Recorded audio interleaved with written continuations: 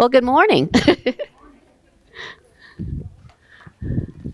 It's so good to see you here this morning and your smiling faces. And I just, with God, you can't go wrong. You can go wrong with a lot of things, and a lot of things they even say it'll last you for a lifetime and it breaks down. Or you can say, you can try it for 30 days and you're like, yeah, I don't want to try it for one day. It sounded so good. But when you find God, He stands by His word. He is that lifetime warranty that's never going to break down. It's just, I'm so grateful to be on this team with you. This morning, I want to talk about habits. And habits, sometimes we think they're insignificant. Sometimes they're a big deal, but lots of times they're like, oh, that's just a habit. But how many of you, when you are around people or you meet people, you can kind of sum up their habits, either by the way that they look, the way that they talk. You can walk away and go, I think I kind of know a few of their little habits. And sometimes habits are contagious. For instance, I had a person in class that they kept doing this with their finger and their thumb. And I was watching them, and before I knew it, guess what? I looked down, and I'm doing the exact same thing, and I'm like, stop it. And the next day at class, I would end up doing the same thing. I thought, I have got to, because I couldn't quit looking at them. It was like that train wreck. I just needed to see, are they going to do it again? And I had to actually move to where I no longer saw them, because I don't know, it was just before I knew it, I would find myself at home doing that too. And I'm thinking, I can't have that habit. But also too, it's really great if you're around somebody that has some good habits, because they rub off on you. Some people say that habits really don't matter that much. It's like, you can slug it off. It's just a habit. But see, even the Bible talks about habits, and not so many words, but I think that's what they are alluding to. And one of the verses that I want to read is about Paul speaking, and I think he relates to habits. And I think we can relate to what he says. I want to read in Romans chapter 7 and verse 15. And it's he finds himself again in a familiar place that we can all find ourselves in when we're wanting to break a habit that's not good. You'll wake up in the morning and you'll think, okay, I got this today. And sure enough, before the day's over, you do whatever it is that you didn't want to do, and you're like, dang it, I did it again. Well, Paul struggles with this because he says, for what I'm doing, I do not understand. For what I will to do, that I don't practice. But what I hate, that I do. Now, I don't know about you, but that sounds like a habit. That sounds like a habit that he is trying to break. He knows the right things, but before the day's over, whether it's a situation of him talking about that thorn in his side, which we know is a person, or if it was just situations that he was daily in, but he was like, I did it again. I know what to do. I know what I want to do. But doggone, here I am again, and we can all relate to that. His intentions were good, to be good, but he still did wrong. Even so, that shows us that even good people can have bad habits. A habit is such a powerful thing. Some people think that if I admit my habit, then that says I'm not a good person. But what you do is not your identity. Your identity, if you're a believer, is a child of God. That's who you are. You may mess up, but that doesn't change your identity. So some people, they want to hide their habits because they think, well, that means that I'm bad. But if you're going to deal with a problem, to deny it is not the way to do it. and to be ignorant about it is not the way to do it. The problem is we need to deal with those habits, but not with condemnation. That's hard to do. Because then when you get condemning, that can become a habit as well. Talking negative about yourself can become a habit as well. So you can be convicted, going, you know what, I really need to change this. For instance, if you have a habit of tugging on your hair, eventually you're going to run out of hair to tug on. So if you want to have hair to wash and to brush, you're going to need to work on that habit. But condemning yourself isn't going to help anything. Condemning yourself is going to make it worse. So for us to be who we need to be, we need to adapt some good habits, and we need to get rid of some bad habits. But how do we do that? We have to be honest and look at ourselves. Do a little bit of self-evaluation.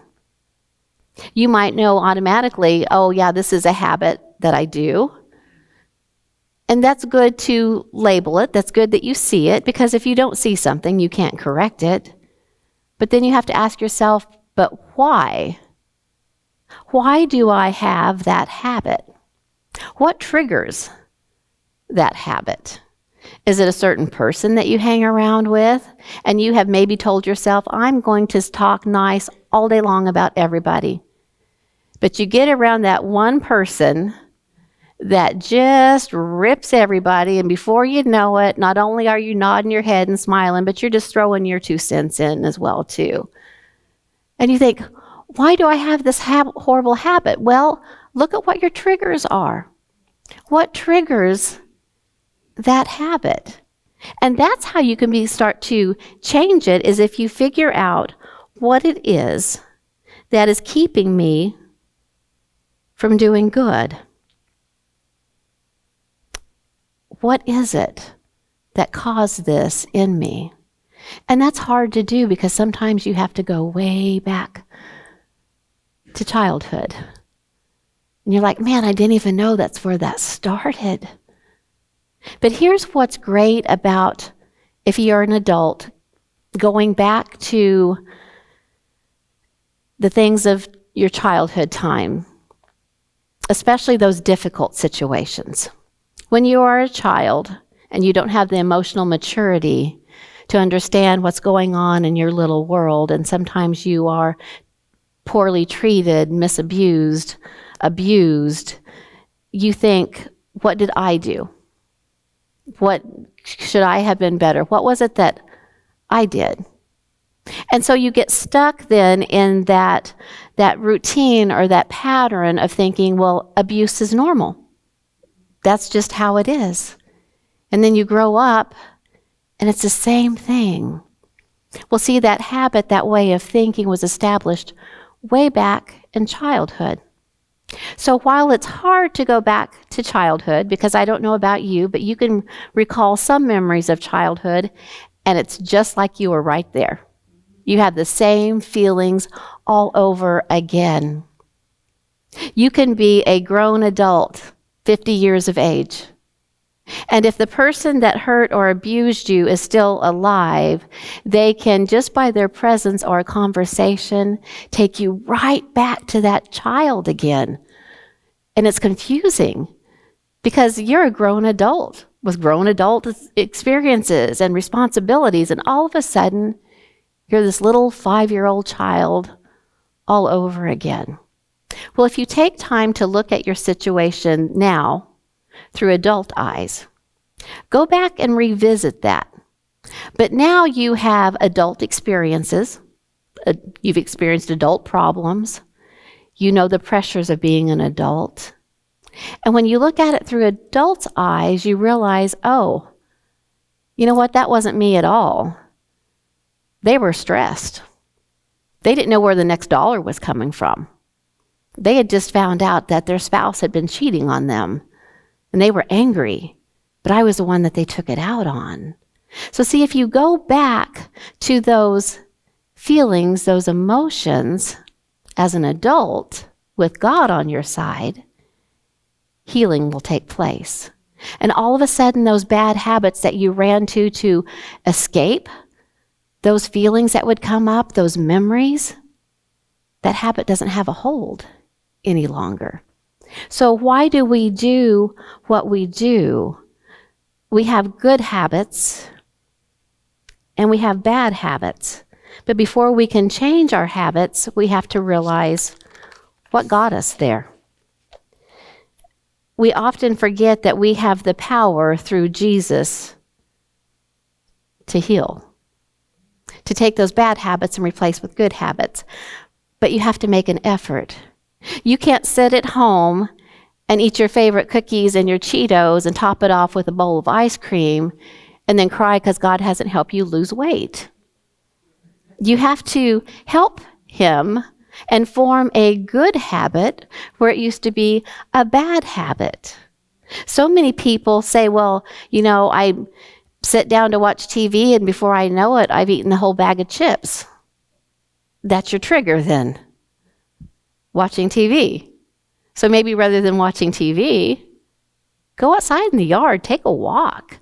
Start making some different habits to take control of your life, because if you're not careful, your habits will control you. It's so sad. I was talking to somebody years ago and they were trying to plan out a trip, but they were anxious because they had to fly on the airplane. I said, "Oh, are you afraid of flying? Have you never flown before?" And they said, "No, you can't smoke on airplanes. And this is how long my flight's going to be. And so I'm going to have to keep looking around to change a different direction because I can't go that long without a cigarette."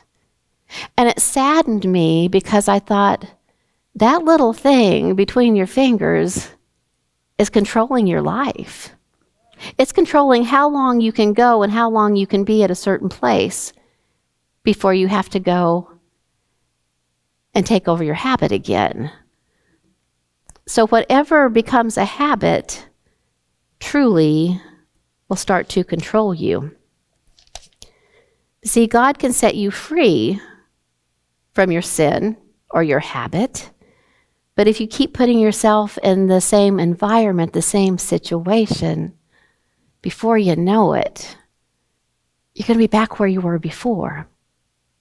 If God helps you overcome an addiction of being an alcoholic, then the first place that you put an application in shouldn't be a bar.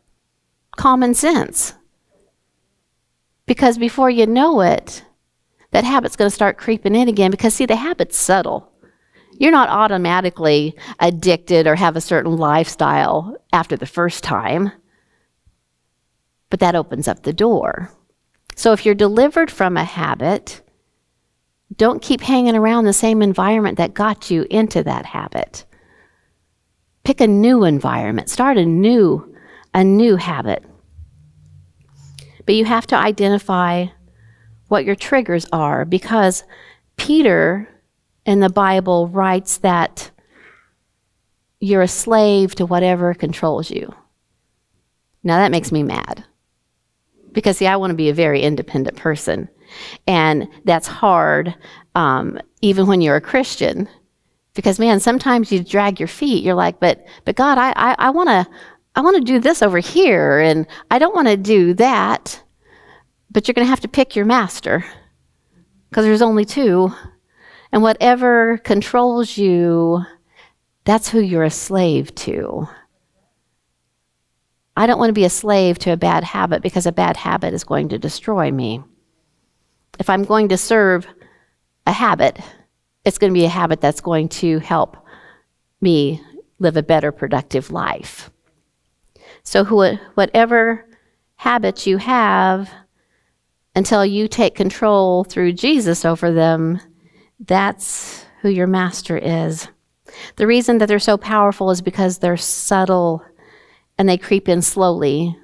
And slowly they bind you, and eventually they break you down. And eventually you lose your self-control and your willpower over it. When I put it that way, doesn't it kind of anger you a little bit? Because sometimes we just accept our habits. That's just who I am. And I'm not talking about, it doesn't have to come in a bottle. It doesn't have to come in a needle. I'm talking about being rude. And they use their rudeness as, that's just who I am. That's just what I say. Like it or not, I'm going to tell you. That's a bad habit. That's a habit without wisdom. But see, you take that, that's just who I am kind of attitude, and if you put God with that, then what you can do is defeat the enemy with it. But see, even that's a habit. What are your habits? What are your triggers? Because you are the sum total of your habits. And if you don't like the person that you are or are becoming, look at your habits. What got you there? And then ask God to give you good habits to replace the bad habits. Once you allow a habit to control your life, it then becomes your lifestyle. And whatever controls you becomes your master. See, that habit will not only eventually break you down, but it will get you to the point that you don't even resist anymore. You're like, I tried to stop doing that habit. I give up. I give up. There's nothing I can do to change this. That's what we refer to in the Bible as a stronghold. When it says that the enemy comes and he puts strongholds in your life, that's a stronghold. That takes out your determination, it takes out your willpower, it takes out your hope. But see, your hope is found in Jesus. Jesus is the hope that you have. Jesus is the strength that you can receive to break your habits.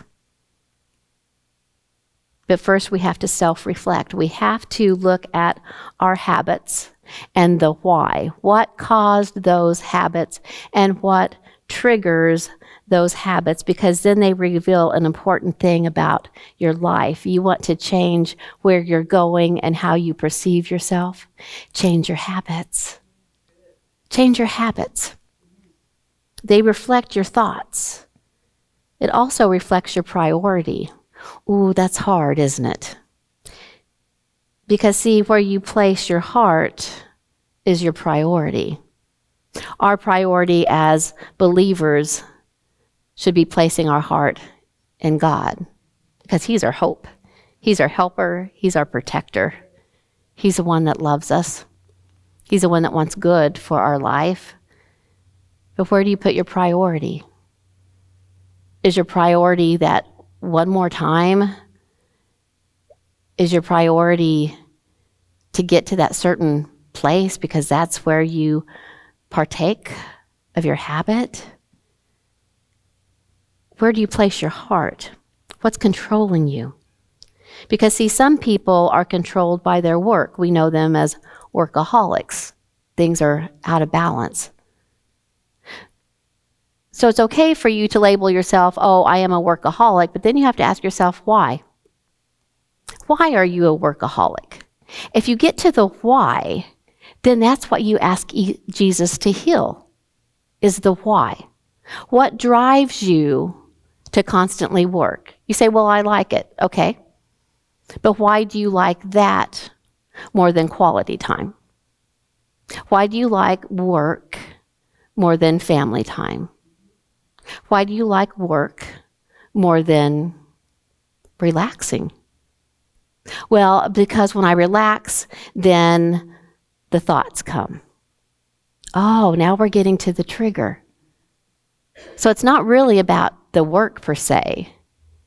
It keeps your mind occupied so you don't have to deal with this over here. So there's so many things in your life that are habits. And some people might say, well, it's good to have a good work ethic. Yes, it is, as long as you're balanced. But see, that work was becoming their master. Constantly thinking about work. Can't stop thinking about work. Got to go in and check it one more time. And they're driven for that. That's a habit. have a habit of not cleaning your house. That's a habit. Being lazy, that's a habit. Why?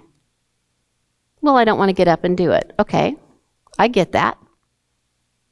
But why your house? When you go to other people's house and it's clean, do you like the way that you feel there? Well, yeah.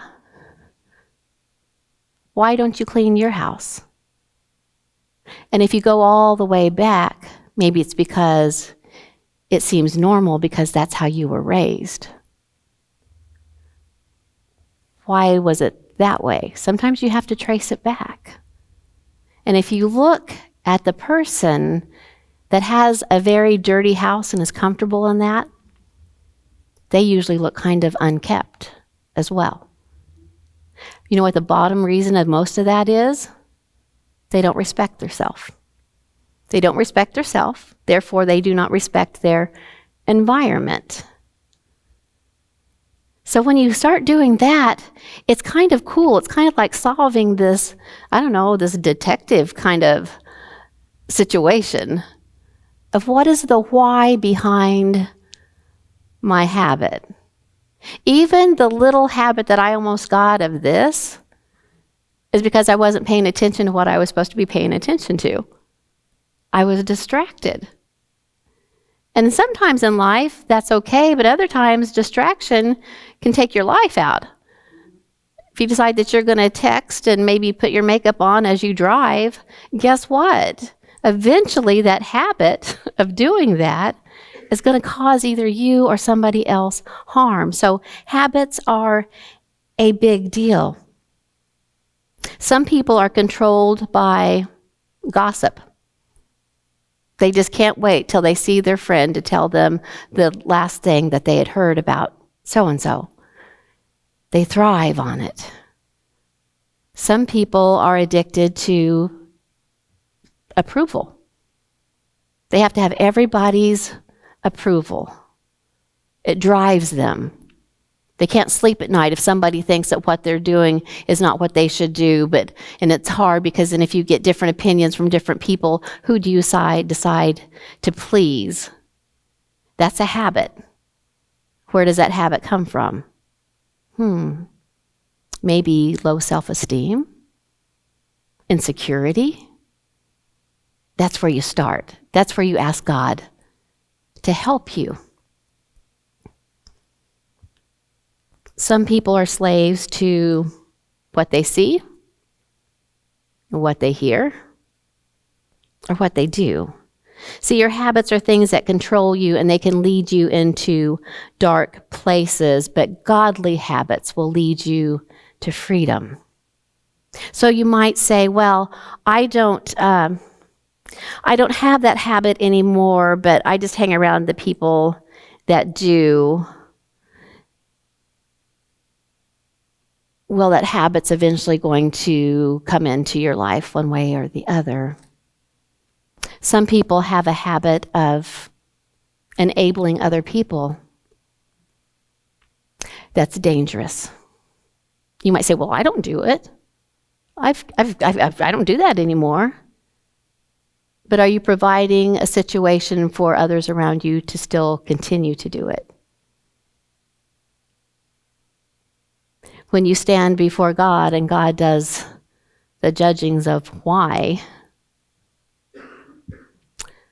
I would dare to say that you will be just as guilty, even if you were innocent not doing it because you allowed a habit to take place in front of you that you knew as a believer was going to destroy them, that you knew as a believer that your light wasn't shining to bring them to the light.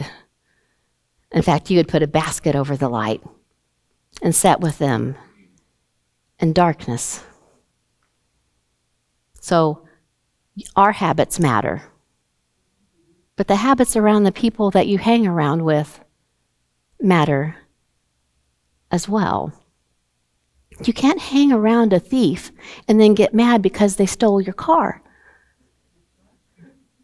You shouldn't be surprised. I'm not that smart But I'm smart enough to know better than that. You have a friend that steals other people's boyfriend, and then you're surprised when all of a sudden they steal yours? See, you have to pay attention to the environment that you're surrounded with if you want to have a better outcome of your life, better habits. So your habits can even be the people that you're drawn to hang around with, and your heart keeps getting broken again and again and again and again because that's a habit. Some people's habits is for the underdog. And it's okay as long as you're balanced and you have wisdom to know which underdog to help. Because then you get mad. Man, they stole my stuff. You knew what you were getting into. So see, that's why it's so hard. I mean, not so hard, but so important to let God lead you. Who do I help, God? Because everybody needs help, but you're not supposed to help everybody. That's why I don't have to save all the puppies and the kittens in the world. Thank God, because there's other people and situations that they can do that. I have a different call. You have a different call.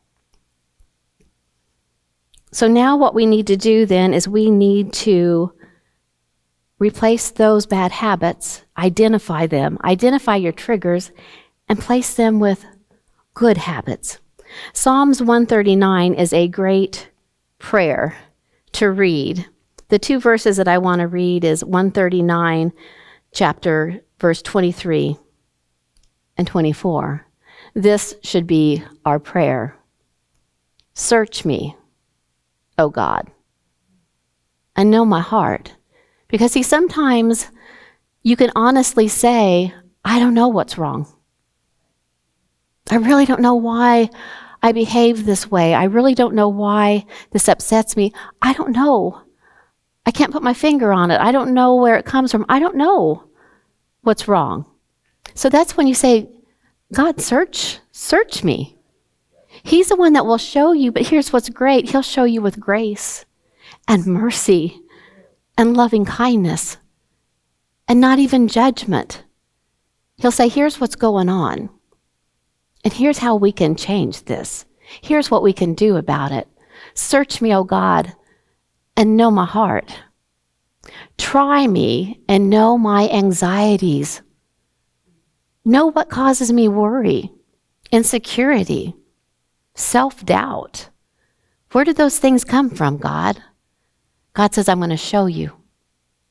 Oh, and this is hard, especially if you have a tender heart, to realize that maybe there was some areas in your life or some things that you were doing or saying that were not pleasing to God and hurting people. He says, and see if there is any wicked way in me. That's hard to see, but keep both eyes open, because then it can be changed. And then lead me in the way of everlasting. What a wonderful prayer that is. That should be the prayer for us to know how to get further along in life with our good habits. Know my heart and my motives. Godly. God, are they godly and are they pure? Are my thoughts, are they pleasing to you? And then are my habits wicked in any way? How we spend our time reflects what we value, and what we value reflects our identity. See, habits are formed when you perform an action so often that it becomes a part of you. So let's flip it now. And as a Christian, your good habits will become a part of you. For instance, prayer. Prayer should become such a habit, such a part of you, that it's a first thought of when anything comes into your life with a situation. The first part of doubt, the first part of hurt, prayer should be your go-to because it has become your daily habit. Prayer becomes who you are. And how great is it when you become known to other people as ask so-and-so. They'll pray. How do they know that?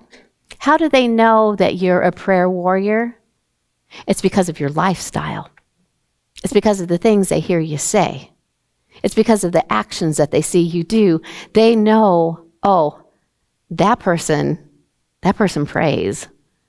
Isn't it sad that you can sit even in a church and you're able to pick out the people that can pray, the prayer warriors? See, that should be a more difficult job. You should walk into the church and go, everybody here is a prayer warrior, I can tell. I can tell because the atmosphere is different. I can tell in the way that their conversations are. I can tell in the way that they... Prayer is a part of their life. You have to make it a habit. You have to concentrate on making habit a prayer. When your lifestyle changes, the way that you view yourself and others change. A person with hope is a person that prays. A person with peace is a person that prays. Why? Because prayer has become such a habit, such a lifestyle, that they look at everything through the eyes of prayer. They don't look at what it is, per se. They look at what it can be. That's awesome. And then that changes the way that you pray. If I wasn't a praying person, I might look at somebody that the world calls a failure and go, yep, sucks to be them. They're going to fail. That's just who they are. But if prayer is a habit of my life and has become my lifestyle, I look at them and say, God can do wonders with that person. God can change their life. That person can excel and be amazing. Where they once were on the street, they can eventually have their own home. Where they used to feel bad about themselves, they can walk with their head held high. Why? Because prayer has become a habit in my life. Therefore, prayer is how I see things.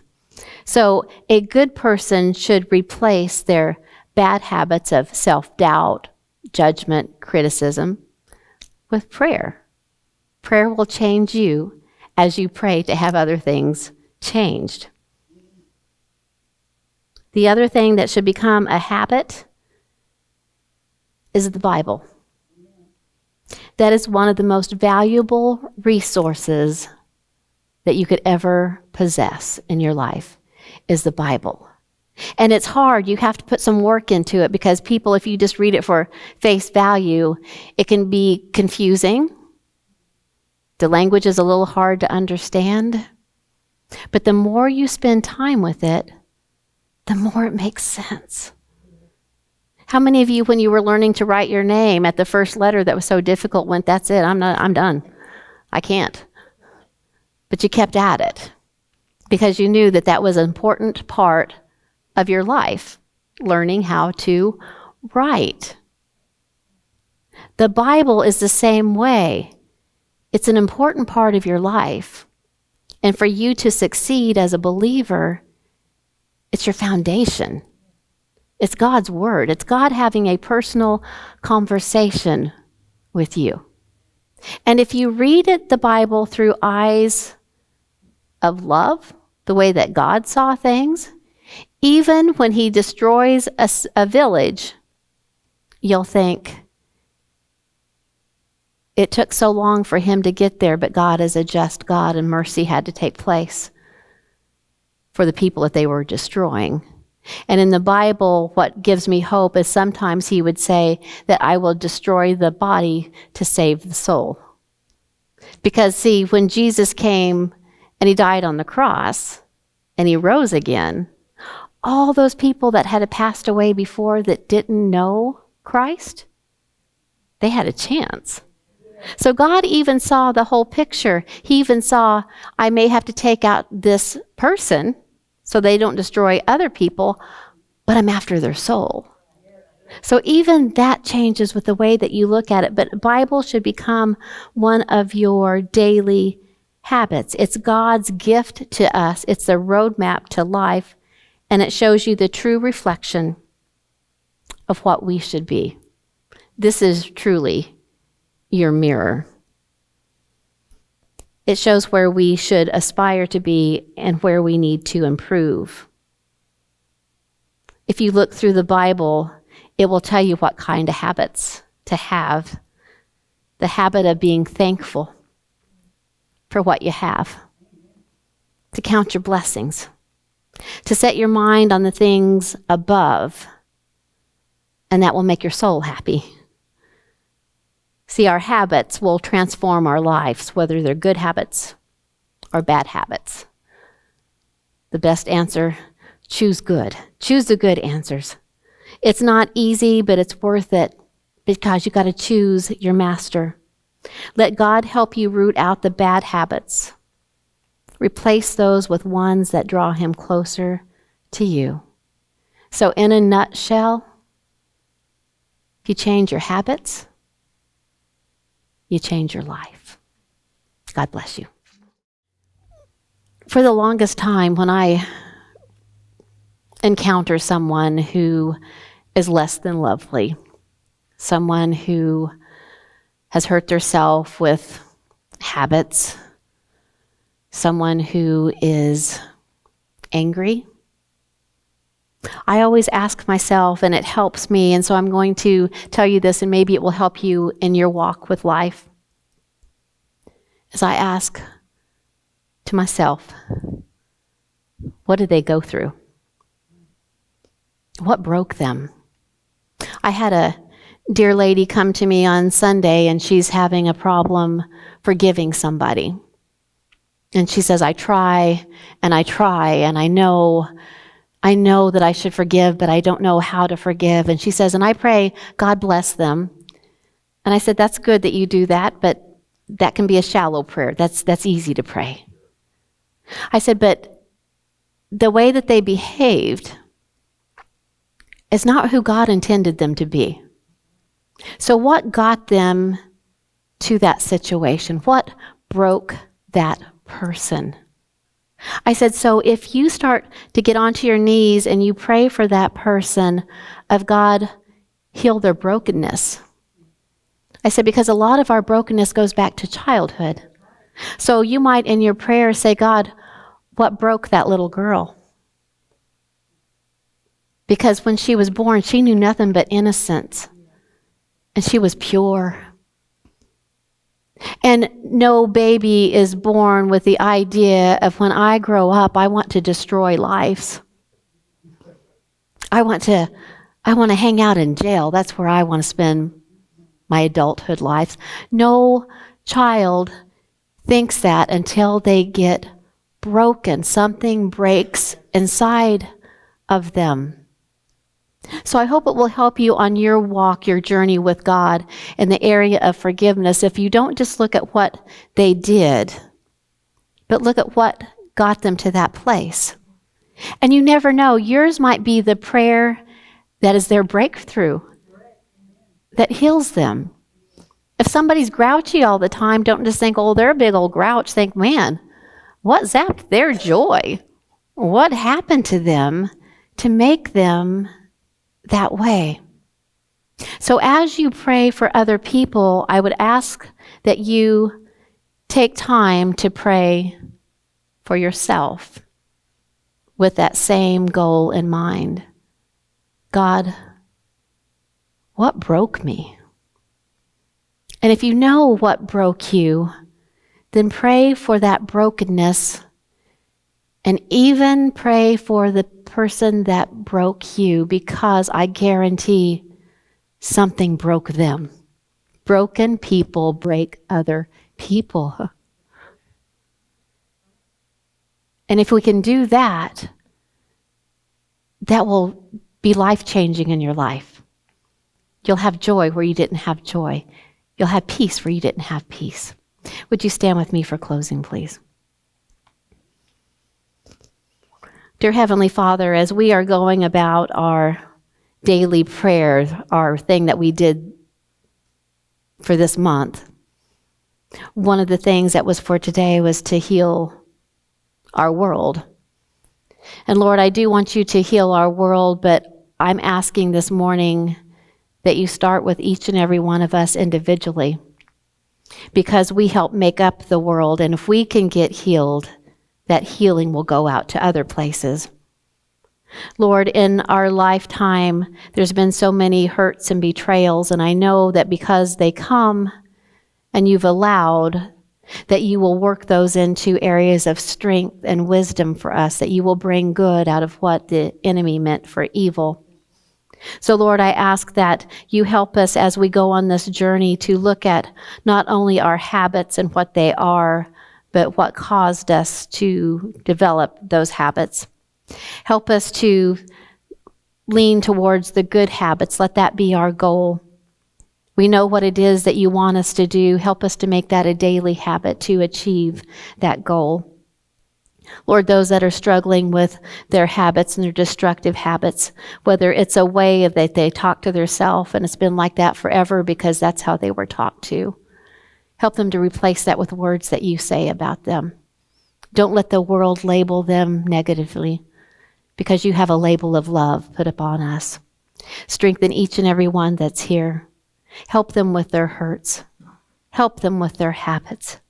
Help them in everything that they say and do, so that we can reflect our light, shine it brighter for you and for others to see. In Jesus' name I pray. Amen.